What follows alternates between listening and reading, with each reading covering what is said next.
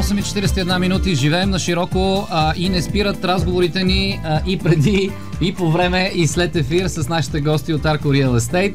Чухте вече в анонса Людмил Боянов, менеджер продажби на Булевард Резиденс. Тук са ни... добро утро, добре дошъл. Добро утро на вас и на слушателите. Образно казано. Но ние близо на Булевард Мадрид. Нали така? Точно така, Булевард Мадрид, ъгъла с улица Черковна. С темата днес е старото и новото строителство, предимства и недостатъци. Разбира се, ще го погледнем от... ще опитам от всички гледни точки. И като предлагане, и като търсене. Предимства и недостатъци. Да, как да започнем? Ами аз предлагам няколко основни разлики, така да очертая между двете и след това за всяко едно по-отделно няколко думи да разкажа. Сега, като по ново строителство, обикновено клиентите ние имаме предвид сгради, които са строени след 2000-та година, даже след 2005-та, образно казано. И първата разлика е, че те са основно монолитни тухлени. Докато старото строителство може да са монолитни тухлени, но може да са, примерно, ЕПК, едроплощен кофраж или така наречените високи блокове, както казват клиентите. Може да са ПК, пълзящ кофраж, може да е панелно строителство. Така че това е основната разлика. Новото строителство тогава какво е? Новото строителство, говорим за монолитни сгради, които са строени след 2000-та година, с тухлени зидари, стоманобетонови конструкции. И една основна разлика при тях, която ги отличава от старото строителство, е площообразуването. Начинът, по който се определят площите. Те имат застроена площ и площ с общите части. Общите части са накратко всички онези места, през които минаваме, за да стигнем до нашето жилище. Застроената площ е това, което ползваме вътре в апартамента, като след 2000-та година вътре са включени освен балконите, един, два или колкото има жилището, и част от стените. Ако стената е външна, се измерва от външния край. Ако е вътрешна, се дели с съседа съответно. И така на практика едно жилище, което е двустайно, друга разлика от старото и новото, при новото строителство двустайното жилище няма отделна кухня. Тя е като кухненски бокс към дневната. Докато в старото има отделна кухня с 3 помещения, това е двустаен апартамент. В новото двустаен апартамент е 2 помещения, хол с кухненски бокс и отделно спалня. Това голям процент от случаите или има и при новото строителство, да кажем, отделна кухня или не? Много малко, изключително рядко се прави, защото няма и такова търсене. Клиент предпочита вместо да има отделна кухня, да има втора спалня. Да си вземе така наречения 3-стаен апартамент с хол с бокс и 2 спални. По новото строителство, двустаен апартамент, това който свой двустаен апартамент е равен на гарсониера от точно така, да. Може ли да се направи това сравнение? Точно така може да се направи сравнението. Зависи от квадратурата, обаче, защото гарсониерата от едно време е между 42 и 48 квадрата, образно казано, докато новото строителство може да е двустаен 50, 60, 70 и така нататък. Чиста площ не е толкова. Значи, ако е 60 квадрата общо, нали? Чиста площ остава 48. Чиста или жилищна? Застроена площ. Точно така. Колкото е гарсонерата. Застроена площ казваме, докато чиста площ е всичкото вътре, което ползваме без балконите и стените. Това се казва чиста. Така че може да има двустаен апартамент, който да е 80 квадрата с общите части, около 70 да е застроено, но това, което се ползва вътре реално е около 60 квадрата. При старите сгради балконите не се включваха в квадратурата или определени години, само 25% от тях, 1/4 в това, което пише. В старото строителство пише застроена площ в документа за собственост, квадратурата това обикновено е това, което е вътре. Докато в новия документ за собственост за новите сгради пише застроена площ, процент общи части, дадено е често като квадратура и най-важното, клиента плаща върху цената с общите части. Така се калкулира, което оскъпява. За феномена остъклени тераси, какво можем да кажем това при старото строителство? Принципно при старото строителство те са вече заварено положение. Това, ако клиент реши да го направи за ново строителство, то се прави тъй като се нарушава фасадата на сградата. Именно. И се прави със специално разрешение в общината, вади се разрешение за строеж, като все едно нов обект се започва. Трябва да има разрешение, след това да има удостоверение за въвеждане в експлоатация. Ако се направи незаконно, Дори не живуш в сградата, някой случайно преминаваш, може да подаде сигнал за това нещо и общинските власти ДНСК са длъжни да минат и да издадат предписания за събарянето, ако няма съответните документи. Значи усвояване няма по новото строителство, усвояване на балконите няма, не може да. Законно трябва да се направи. Има такива случаи, имам аз също клиенти, които са го правили, нали, с помощта на архитекти, специалисти, прави се, узаконява се и има вече тераса, която е остъклена. А при тези така наречени заварени положения, какво там? Така, при заварените положения така определено, че си остават нещата както са си. Всички, които са остъклени за момента, водят се, че е заварено положение и не им се търси, образно казано, сметка за това, което тогава там какво продаваме? Влиза ли усвоеното в жилищата, в чистата част? Или... гледа се винаги каквото пише в документа за строената площ, по него се изчислява ценообразуване. Нотариално някак се гледа там. Точно така, да. Точно така по нотариално. Независимо дали е балкон е остъклен. Да, точно така. Интересно при самите сделки, дали пък обаче това натежава в цената? Зависи дали от собственика. Дали има пазарлък? Да, зависи от собственика. Някой казва, нали, аз съм зависи, то може да е само остъклена, може да е направена с някакви блокчета и тон, да е хубаво, да изкара, например, кухнята на балкона, да е някакво преустройство направено. Добре. Да, балкони като бонус. Друго основно нещо е и цената. Така. При старото и при новото строителство обикновено новото строителство е по-скъпо на квадратен метър. Първото, което е по-скъпо на квадратен метър, второ върху по-висока площ се ценообразува върху цената с общите части. Докато, примерно, разликата мога да ви кажа, в крайните квартали между един панел и ново строителство може да достигне между 50 и 100 евро на квадратен метър, нали, по-скъпо да е новото строителство, като вече като вървиме към центъра може до 120-150 евро на квадрат самата разлика. Нали, това е определящо. От вашия опит, търсенето какво е към старото и към новото строителство? Тоест сравнение може ли да се направи? Може принципно... Търсенето и предлагането, разбира се. Най-важното е бюджета на клиента. Образно казано, бюджета го съветва, не ние какво ще избере, но главно се търси и ново строителство. От млади хора на средна възраст, по-възрастните хора си търсят отделна кухня. Те все още не могат да свикнат с това, че кухнята е към дневната, всичко се вижда, примерно като дойдат гости, готви се, те са примерно на 2-3 метра на дивана седят и гледат какво се приготовлява и така нататък. То вече времето е такова, че много на гости не се ходят. Това време за гости. И не се готви много.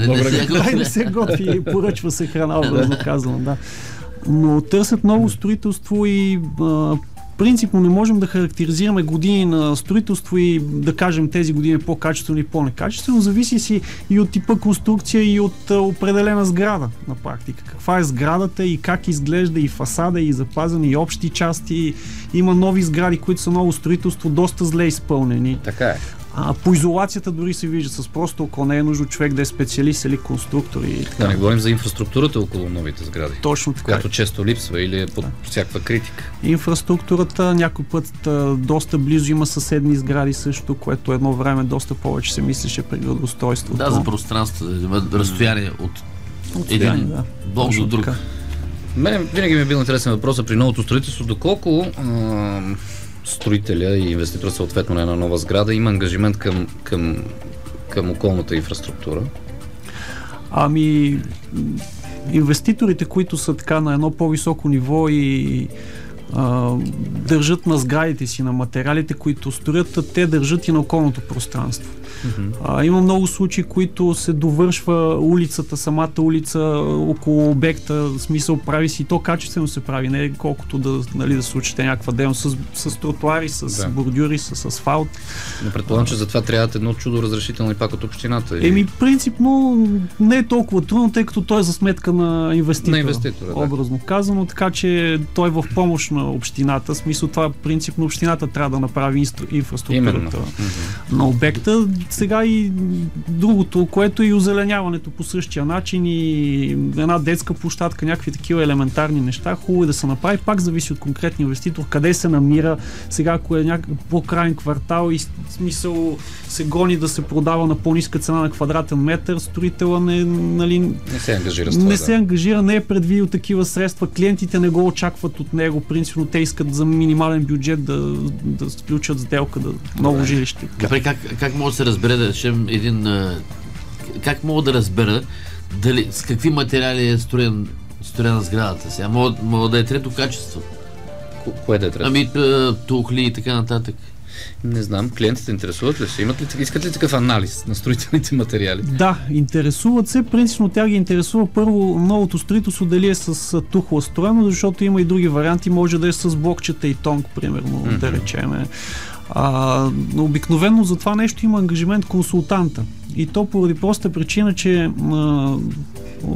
особено консултати с голям опит, 15-20 години, те са, така да се каже, присъствали на по-голямата част от строежите. Минавали са оттам, гледали са, така че това се вижда.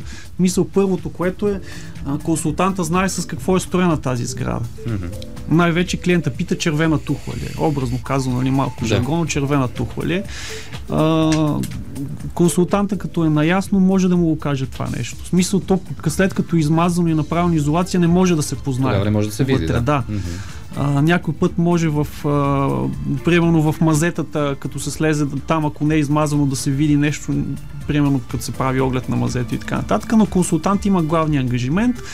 Има и един друг фактор, клиентите, които търсят по-голямата степен, са от района, в който търсят. Примерно има случаи, които те са имали някакво панелно строителство, да речем, и след това или се отделят по-младите от по-възрастното семейство, търсят в района да е близо, познават района, така че те самите са често наясно. По-скоро те са си преки свидетели на един строеж. Точно така, да. Изключваме клиенти, които идват от извън София, които не познават районите, тогава изключителна роля. Тогава е ваша работа. Точно така. Изключителна роля да предаде достоверно информацията. Ако знае, че е и тонк, да каже, че е и тонк, клиента да вземе осъзнато решение. Какъв е проблема с този тонк? Аз не мога да си обясня. Не разбирам от строителство. Няма някаква голяма разлика. Твърдят, че е по-некачествено ли? Какво? Принципно зависи много и от изолацията. И от изолацията и тухлата има по-добри качества. Поне според мен, аз не съм специалист, чисто конструктор, за да го кажа, но по-добри качества и като стени, и като изолация. Чувал съм слухове, че едва ли не били произвеждани от радиоактивни материали и така нататък. То слухове всякакви. Да. Може би по-лесно падат през земетресения. Не, стига с това. Рухват бързо. Няма така статистика. Стига, трябва да за радост всъщност няма така статистика, тъй като няма рухнали сгради. Добре, при панелното строителство, какво можем да изтъкнем като за и против? Панелното строителство, с две думи, строено е с панелни плоскости, които са произвеждат се в завод. Тогава по едно време домостроителен комбинат 1 и 2. Те се доставят на самия обект и се монтират върху фундамент с помощта на кран. Сглобките се правят на място, те са чрез заварки и допълнително с фин бетон също се запълва. Това е за панела важно. Голяма част от строителството в София е панелно. Тогава с оглед на бързо разрастващия се град, трябвало е бързо да се строят. Бързо се строи, между другото, доста бързо. Но не само в София, във всички по-големи градове. Панел, аз понеже съм бил в казармата и последния месец на бригада и знам как се правят панелите. Първо арматурата се прави, след това се излиза бетона. Да, за фундамента, точно така. Да, се излиза бетона. Хвърляй, да виж какво става. Доколкото аз съм чел, панелното строителство не е отречено в Европа и в момента се строи. Не е отречено, да, включително и в Германия мога да цитирам точно така. Всяка една сграда, ако е направено качествено, независимо дали е панел, ЕПК, тухла, тя държи добре. Сега разликата е, че спрямо новото строителство, всички, които им казваме старо и спрямо ново, друга основна разлика е в енергийната ефективност. Новите сгради, те се издават с нова дограма, абсолютно всичко е ново, изолация, фасада и така нататък. Докато при панела, да речем, и други такива подобни конструкции, виждаме това, което му казват клиенти, обикновено саниране, но то не е така, едно парче стереопор на сградата и това е конкретния апартамент, апартамент. Това не е изолация обаче. Не е изолация, да, смисъл частична. Много рядко можем да видим, примерно да се обединят 3-4 етажа, съседи, нали, да го направят малко по-добре. То не е ефективно тогава, ако е само твоя апартамент саниран и отгоре, ако не е саниран и отдолу, никакъв ефект няма. Точно така, съвсем до някъде, като вече, нали, сега по новите програми, които, нали, държавата участва и чрез европрограмите, ще започнат такива стари сгради да се правят енергийно ефективни, цялостно. Вие извинявам се, като хора, които се занимавате с този бизнес, Аркорил, имате ли поглед върху този проект на правителството за цялостно саниране и така нататък? Ами той сега прохожда, образно казано, и почват да строят първите сгради, има вече одобрени проекти в различни краища на България, включително и в София, и сега прохожда.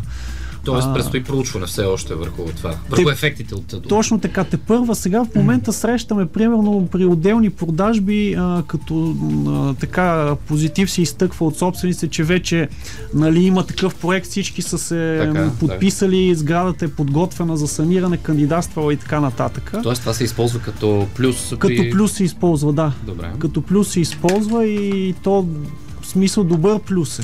Нещо, което ще се направи примерно 1-2 години и то предполага не само участието на държавата, ами пред това, че съседите са задружни. Мисля, те са в някаква степен са се организирали, всички са съгласни, постигнали са някакво споразумение. Добре.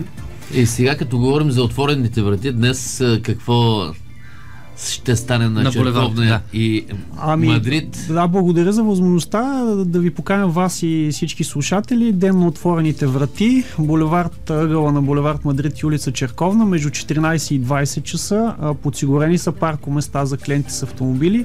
Заповядайте, ден на отворените врати. Ще могат спокойно да се разгледат апартаменти, които имаме за продажба в сградата. Има един мостен, който е довършен до ключ на практика и чака само новите си собственици обзаведен с личните си вещи да дойдат. Това, което е интересното, клиент, който посетил отворените врати и в рамките на една седмица след това заяви покупка, сключи предварителен договор за апартамент, печели екзотична екскурзия в Куба. Хавана и Варадеро. Е много хубаво. Браво! Браво! Браво! Тък му се чудехме в Куба какво е положението в момента, дали сезона на органите върви или така на Карибите? То няма сезонно, смисъл може да го използвате след 2, след 3 месеца и най-важното не е само една екскурзия, може да се спечелят, смисъл 4 апартамента, ако се купат, 4 екскурзии ще се подарят. Браво, браво. Мисля, това си е сериозен анонс, искам да ти кажа. Сградата на Черковна и Мадрид няма как да я сбъркате, нали? Няма, тя е знакова за това е, взимаш си апартамент на булевард Резиденс и докато имаш специални поръчки по преоформянето на дома, си на Куба, нали? Точно. Майсторите вършат работа. Да. Добре, благодарим ви, Людмил Боянов, менеджер продажби на булевард Резиденс от Arco Real Estate в рубриката ни Живей на широко. Така, мисля, че станаха ясни някои основни разлики, предимства и недостатъци между старото и новото строителство. Благодаря аз.